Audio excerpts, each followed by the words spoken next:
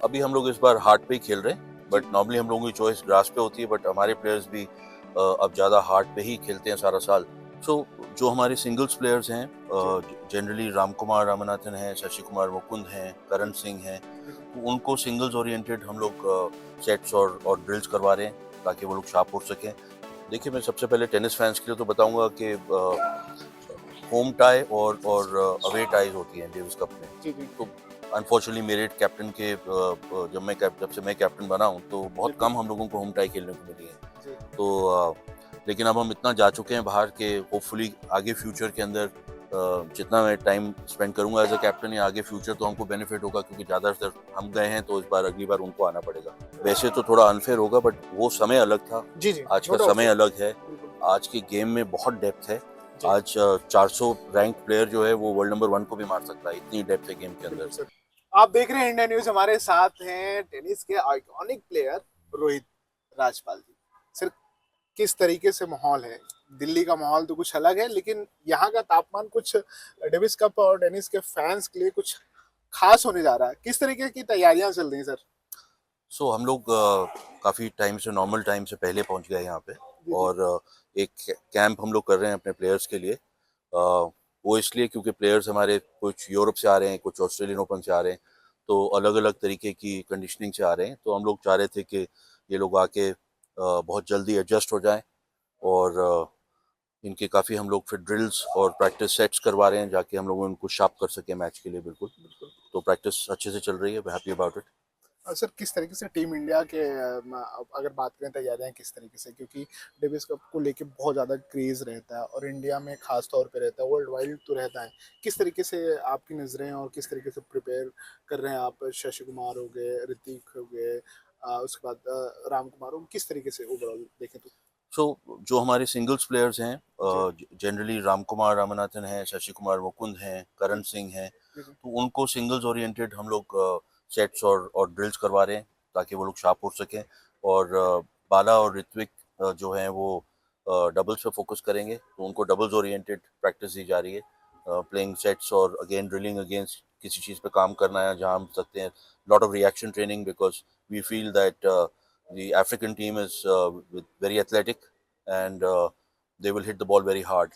Ji. So a lot of reaction work is happening. So all those kind of things that we are expecting, we are trying to, हम लोग चाह रहे हैं कि players पहले ही use हो जाएं ताकि कोई सरप्राइजेस ना हो मैचेस में। सर, ये किस सरफेस पे खेला जाएगा? ग्रास कोर्ट पे खेला जाएगा कि हार्ड कोर्ट पे पूरा टूर्नामेंट? क्योंकि एक एडवांटेज होता है कि कैप्टन और होम को चॉइस करने के लिए, तो किस पे खेला जाएगा? अभी हम लोग इस बार हार्ड पे ही खेल रहे हैं, बट जी, नॉर्मली हम लोगों की चॉइस ग्रास पे होती है, बट हमारे प्लेयर्स भी अब ज़्यादा हार्ड पे ही खेलते हैं सारा साल, जी, तो जी। उनको प्रेफरेंस है तो हार्ड के ऊपर, तो इसलिए हार्ड ही पे खेला जा रहा है। ग्रास आई थिंक 3 से 4 जगह ही पूरी दुनिया में खेले जाते हैं, और आपके परफॉर्मेंस और बहुत अच्छा आपका पूरा रहा करियर।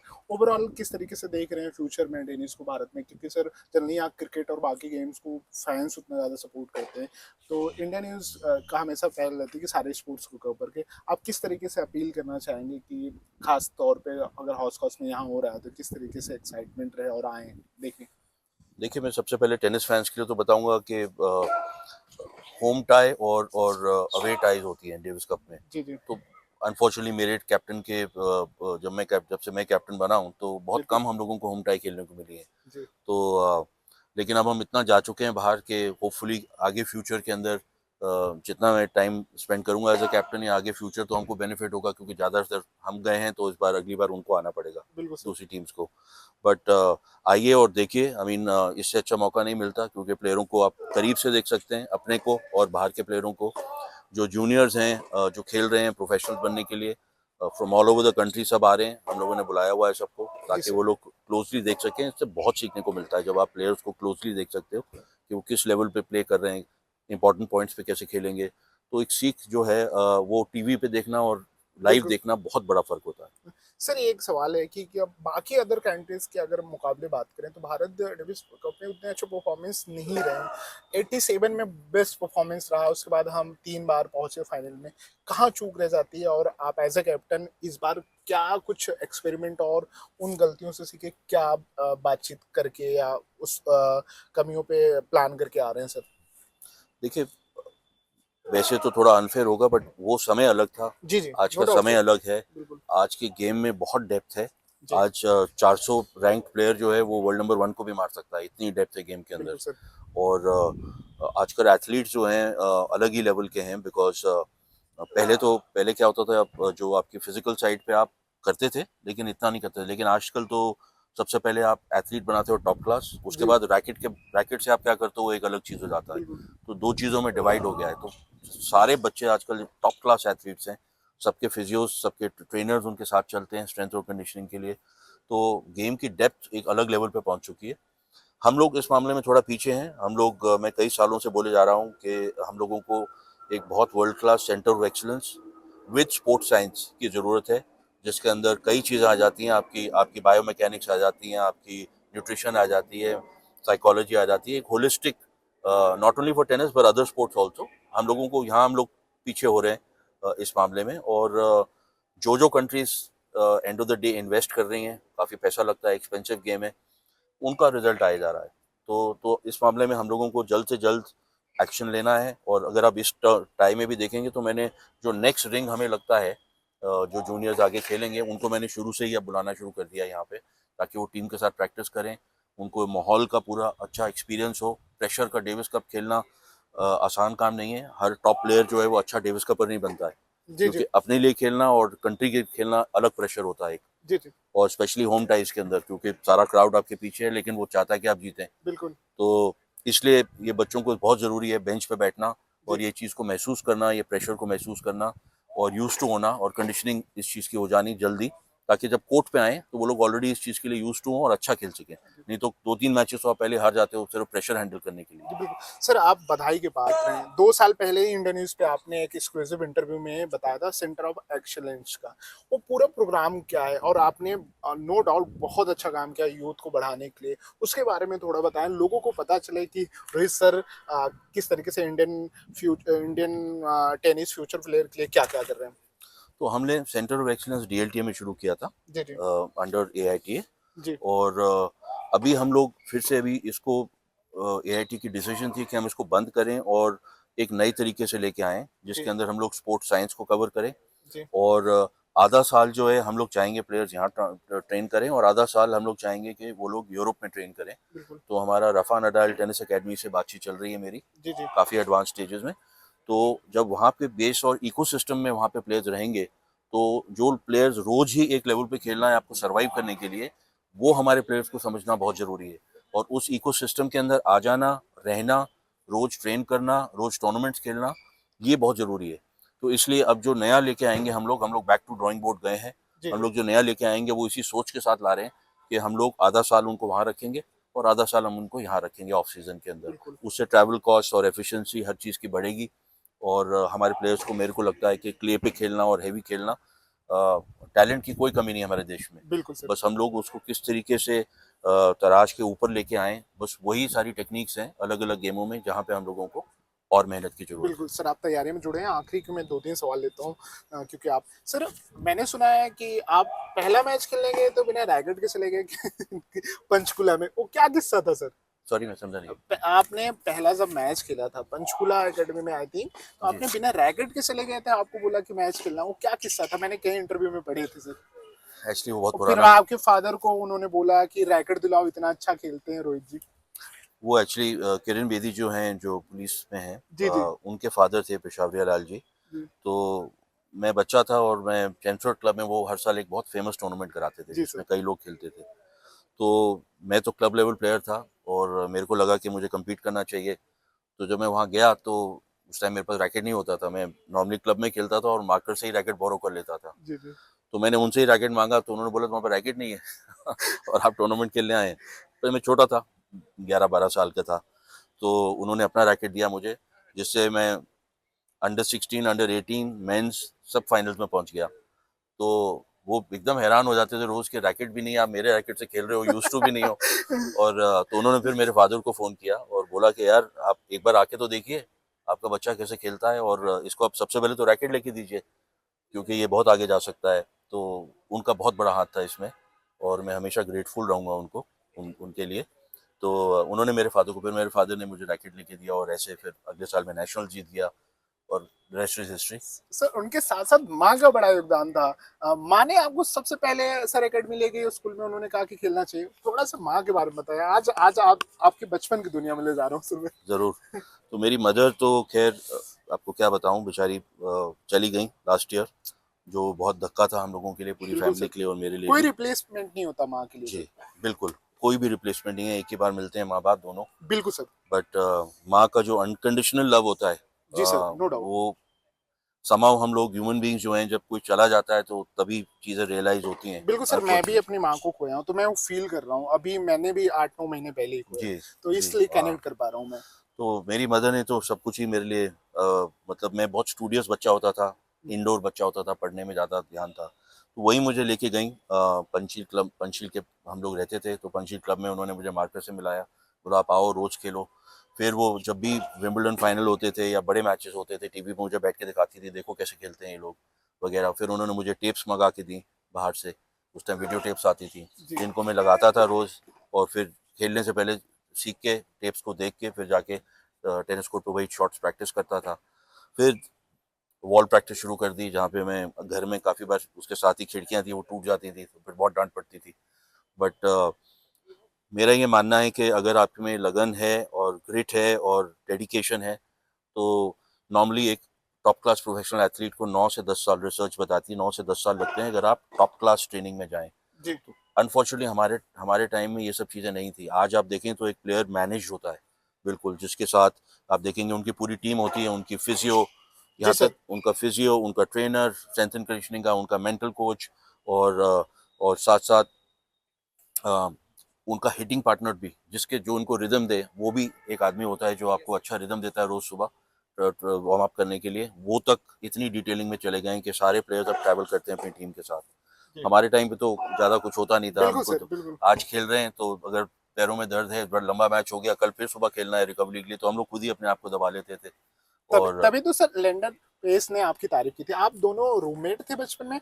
उनके आपके बारे में उन्होंने बहुत अच्छी बातें की। आप आई थिंक वो सुने होंगे, पढ़े भी होंगे। क्या किस्सा था सर? उसके बाद आपको जब फीडबैक मिला कि लैंडर पेस इतने बड़े खिलाड़ी और आपकी इतनी तारीफ की हो सर, किस जी, तरीके से फीलिंग थी? तो हम लोग चेन्नई में रहते थे, जी। ब्रिटानिया अमृतराज टेनिस एकेडमी में। और उस टाइम मैं नंबर वन था जी। और जी। इंडिया का। और लिएंडर नया, वो हमने बताया गया था कि दो यंग बच्चे भी हम लोग लेके आ रहे हैं, तो वो फुटबॉल खेलते थे ज़्यादा। जी। जी। और मैं भी फुटबॉलर, मेरा पहला आई नो लव। सर, हाँ पहला लव आपको फुटबॉल था। जी। तो हम लोगों में ये कॉमन था। तो 2-3 साल मेरे से छोटे थे उम्र में, तो उनको जब मैं एशिया नंबर वन बना, तो जो एशिया नंबर टू था वो बीमार पड़ गया। तो उन्होंने मुझे चॉइस दी कि मैं किसको चूज़ करूं।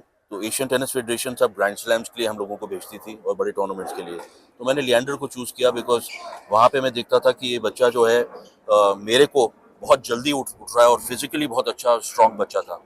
और उसकी उनकी जो लीनिएज है, उनके फादर भी ओलंपियन रहे हैं, मदर भी ओलंपियन रही, तो एक बहुत अच्छी लीनिएज थी उनकी।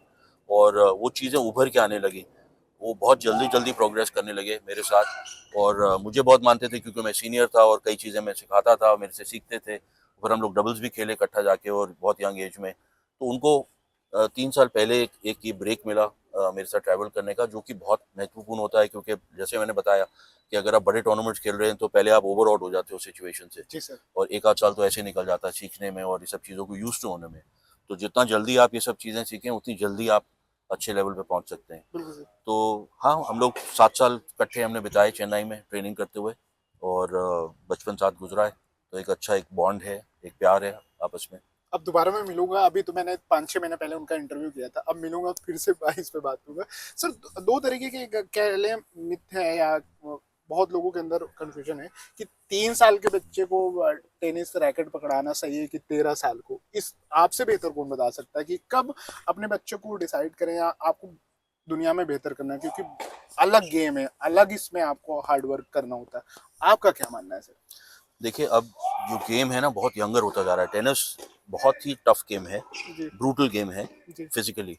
तो अब हम 3 साल से 3.5 साल के बच्चे को हम लोग एक जर्मनी से हमने टाइप किया है, मिनी टेनिस बोलते हैं उसको, जी। जी। जिसके अंदर आप छोटा नेट लगाते हो, छोटा कोर्ट लगाते हो, और बड़ा सा बॉल होता है, और बहुत हल्के रैकेट होते हैं। उससे क्या होता है कि अगर आप बच्चों को उस टाइम शुरू करो तो ball sense, I and hand coordination बहुत जल्दी शुरू हो जाती है। जी सर। तो क्या होता है, अगर आप 3-4 साल में ही बहुत जल्दी सीखते हो, बच्चों की ऐसी उम्र होती है, और उनको शुरू करो तो थोड़ा सा उनके साथ फन भी डालना पड़ता है, तो दैट उनका इंटरेस्ट, अटेंशन स्पैन खराब ना हो इसके जी जी अंदर, एंड आप लूज ना कर जाएं उसको किसी और गेम के लिए, बिकॉज उस टाइम बच्चे they want to play everything. जी। तो इसलिए मिनी टेनिस एक बहुत अच्छा तरीका है बच्चों को इनिशिएट करने का। उसमें उसमें उनके लिए खेल भी बनाते हैं, गेम्स भी बनाते हैं, ताकि उनका इंटरेस्ट बना रहे। बिल्कुल सर। और मैं ये समझता हूँ कि बहुत ज़रूरी है कि 3-4 साल में, क्योंकि सीख जो है बहुत जल्दी आती है इस उम्र में, और अगर आप अच्छा स्टार्ट कर रहे हैं तो आप जल्दी अच्छे उभरेंगे। और आप देखेंगे जैसे अभी अल्कराज है, 18, 19, 20, 21, 22 साल के जो लोग हैं, वही वर्ल्ड नंबर 1 और वही वर्ल्ड नंबर 5 आ रहे हैं, बिकॉज आप पिक कर जाते हो बाई इस टाइम फिजिकली। तो बहुत ज़रूरी है कि 13 बहुत लेट हो जाता है। बिल्कुल सर। 13 में तो आपको काफ़ी, आपको कम से कम 60-70% अपनी पीक पे पहुंच जाना चाहिए 13, 14, 15 में, जिसमें आप मेंस भी खेलें और जूनियर्स भी खेलें, लेकिन मेन जरूर खेलें, बिकॉज इवेंचुअल गोल तो वही है। तो जब आप एक्सपोज होते हैं उस उम्र में, तो आपको पता चलता है कि आपको कितना फिजिकली स्ट्रांग होना है, क्योंकि ये एक ऐसा गेम है जो गेम ऑफ इक्वल्स नहीं है।